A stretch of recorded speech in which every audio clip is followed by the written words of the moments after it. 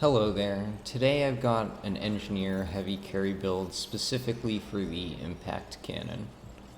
The core of this build is the fact that firing the impact cannon counts as firing a charge shot for the purposes of closed loop, so we generate shields with every impact cannon shot. Then if we pair this with generating band and some lifesteal, we get an insane amount of sustain just for firing away.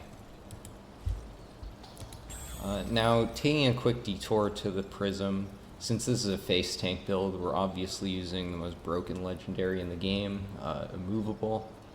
This build is still plenty tanky without Immovable, but Immovable just makes tank builds way more enjoyable to play, and this legendary is truly just busted because it allows you to turn Remnant into a pure numbers game. If a boss doesn't have the DPS to break through your shields, heals, and lifesteal, you can literally just take your hands off the keyboard and hold down left click until you win. And then against bosses that can actually take you down, there are only ever going to be a few attacks that are actually threatening that you need to look out for. So like stuff like venom puddles, like just don't stand in it. But anyway, for the rest of the Prism, go for all the tank stuff, and then finish up with meta and skill crit to increase your damage. Now for the build, the Warden is the prime archetype because the impact cannon is just not that good to overclock with Engineer Prime. It doesn't get the increased fire rate that makes overclocking the Vulcan so good. And the extra energy increases from Warden Prime also help a lot, especially when combined with Ring of Ordnance.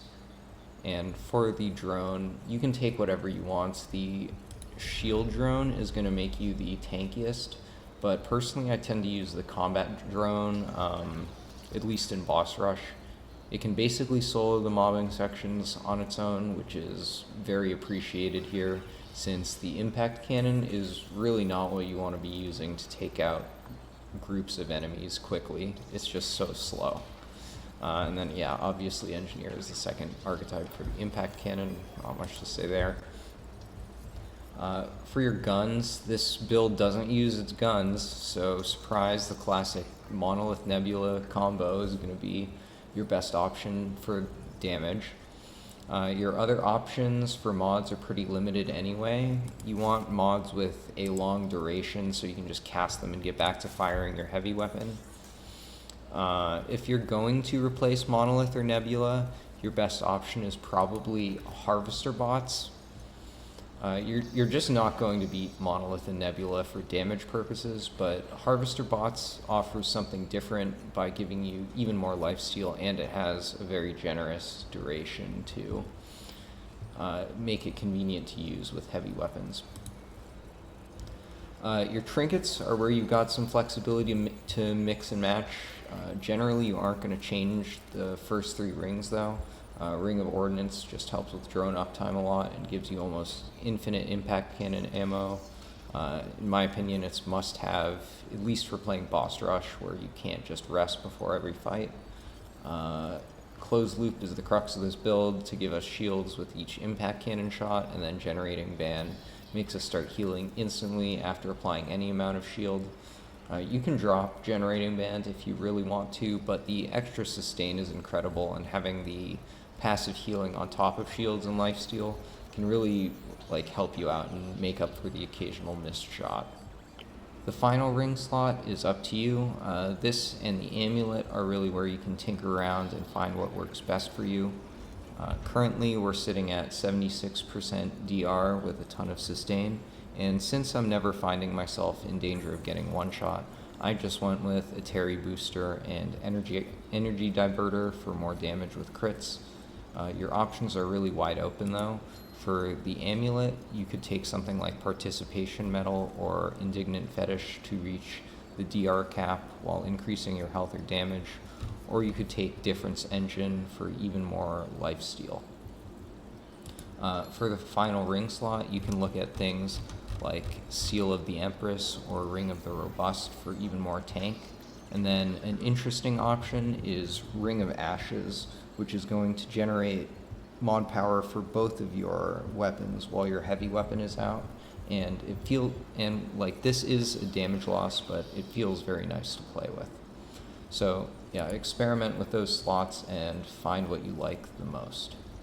For the traits, we get Barrier and Fortify by default, and then of course we take Vigor and Barkskin for more tank. Triage makes Generating Band heal even more, and then Siphoner plus Profane Heart on the Relic gives us a good chunk of lifesteal on top of that. Chakra is going to make our mods last longer, so we can spend more time shooting the impact cannon, and then I always take Swiftness because no one likes being slow.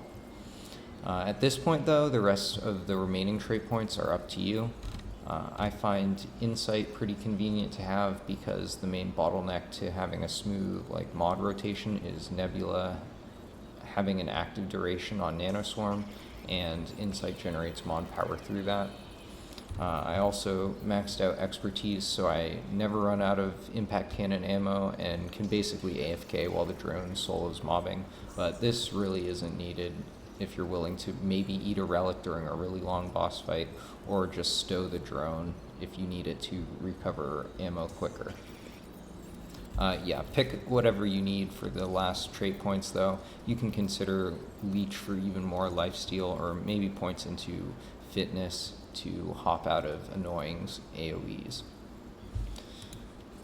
So overall, this is a very simple build, but it's effective, easy to play, and quite satisfying because you're shooting a giant rail cannon. So yeah, try it out, go be the heavy weapons guy, and enjoy.